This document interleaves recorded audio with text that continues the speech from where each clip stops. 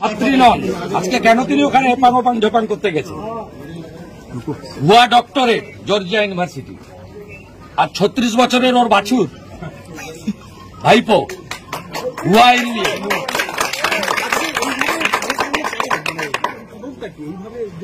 জ্বালা, হারের জ্বালা। 3 বার হারিয়েছি, বিধানসভায় হারিয়েছি, পঞ্চায়েতে হারিয়েছি, লোকসভায় হারিয়েছি, হারিয়েছি, আবার হারাবো। এই জ্বালা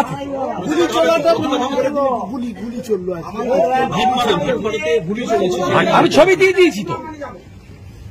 ভাটপাড়ায় তৃণমূলের গুন্ডারা সরাসরি প্রিয়াঙ্কু পান্ডের গাড়িতে 7 রাউন্ড গুলি করছে, তার ড্রাইভারের মাথায় বুলেট। তাকে ভগবান বাঁচিয়ে দিয়েছে, ভগবান রামচন্দ্র বাঁচিয়ে দিয়েছে। আমি তো ছবি দিয়ে দিয়েছি, আইডেন্টিফাইড। কৌস্তব বাগচিকেও তাড়া করা হলো, কোচবিহারের 2 জন বিজেপি। এখানে রিয়াপাড়া একটা ঠান্ডা জায়গা, জানেন, এখানে কোনোদিন গোলমাল হয় না, কখনো গোলমাল হয়। আর সরকারি বাস যাচ্ছে, কেউ যাচ্ছে, বললে, অনুরোধ করলে 10 মিনিট আটকে ছিল, বললে ছেড়ে দিত। যারা লিডারশিপ ছিল, প্রধান আছে, জেলা পরিষদ মেম্বার আছে, পঞ্চায়েত সমিতি সভাপতি আছে, মন্ডল সভাপতিদের বললেই, অনুরোধ করলে এখানে পুলিশের সঙ্গে, সরকার প্রশাসনের সঙ্গে সবাই সম্পর্ক রেখেই চলে। এখানে রিয়াপাড়া অত্যন্ত শান্ত। যখন নন্দীগ্রামে জমি রক্ষার আন্দোলন হয়েছিল তখনও রিয়াপাড়ায় কিছু হয়নি। এই জায়গা বরাবর শান্ত জায়গা। এখানে গ্যাস ফাটিয়ে, লাঠি চালিয়ে আস্ফালন দেখাচ্ছে।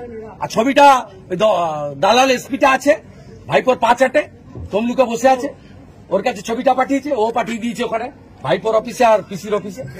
বলছে আপনাকে ভোট দেয়নি, মেরেছি। যত মারবি তত বাড়বে, যত মারবে তত বাড়বে।